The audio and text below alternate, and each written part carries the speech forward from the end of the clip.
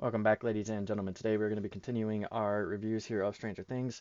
We're getting close to, well, the end-ish of Stranger Things, second half for sure, but um, let's just get right on into it. This episode here is one that does slow down a little bit from the last two episodes. I am very high on having a fast-paced movie. I don't really care for like the slow pace like episodes here and all that, but um, in this episode, we were seeing Eleven visit more things within her past memories or past things recorded, so then she can kind of remember how she grew to have her powers, who Henry is, aka Vecna, aka One, um, all that fun stuff here. It's kind of interesting seeing all the different kids throughout that season because we don't really see too much of them in prior episodes. We see, you know, what is it, 7 or 8 or 9 or whatever, whoever it is that's in the new season, as well as just glimpses from like the first episode of everyone just dying basically. For me, that kind of sucks because I wish they would have explored it a little bit sooner because I feel like it's all crammed in this season. I feel like that's why the episodes ran as long as they did is because they're trying to build the backstory to these characters at least a little bit.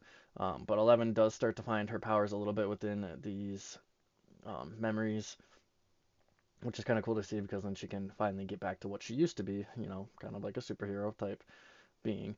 Aside from that, we see just a few different things happening. We see Jonathan and them end up at Susie's house where they are trying to get the coordinates to Project Nina so then they can go and find Eleven, which they do at some point through here this episode.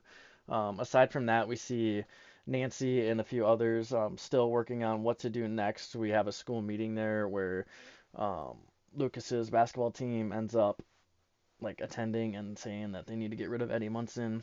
He's part of a cult, this and that. Eddie's on the run because they chased him out of the lake, so they are trying to find him over by, I forget the name of the rock, but Lover's Rock, I believe, or something like that. Um, and yeah, that's really like the gist of this episode. We see Eleven getting bullied by those few other children that Papa had under his wing, and then outside of that, we just basically end the episode with Eddie and them going into the Watergate. Dustin is very happy that he comes up with a name like that, just like he did for the Demodogs. So like, it was kind of cool to see because Steve is pulled under, and there's that. A lot of fun in this season. This is just one of those, story building type episodes here. I remember watching this the first time around when it dropped, and I'm like, oh, I could have just dropped with the first one. But yeah.